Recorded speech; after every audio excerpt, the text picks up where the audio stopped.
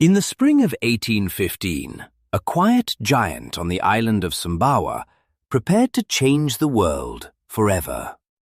Mount Tambora was about to unleash the most powerful volcanic eruption in human recorded history. On April 10th, the mountain literally tore itself apart. The explosion was heard over 2,000 kilometers away. It ejected 160 cubic kilometers of rock and ash. The local impact was instantaneous and total. The kingdom of Tambora was erased in minutes.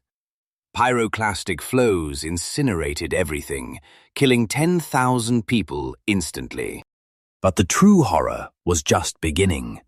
Massive tsunamis struck nearby islands, sweeping away entire coastal communities. This volcanic cloud didn't stay over Indonesia. It rose into the stratosphere, spreading like a shroud around the globe. By 1816, the world began to feel a strange chill. History would remember this as the year without a summer. In North America, freak snowstorms buried crops in June and July. Farmers watched as their livelihoods froze in the fields. In Europe, relentless rains led to the failure of the harvest for 3 years straight. Grain prices began to skyrocket. Bread became a luxury many could not afford. Hunger turned to famine, and famine turned to global desperation. Millions found themselves on the brink. In Switzerland, people were reduced to eating moss and sawdust to survive. Social order began to crumble as bread riots broke out in the streets of London and Paris, fueled by starvation. Amidst the hunger, disease found a foothold. A global typhus epidemic swept through the weakened and crowded populations. Yet, in this gloom, creativity flickered.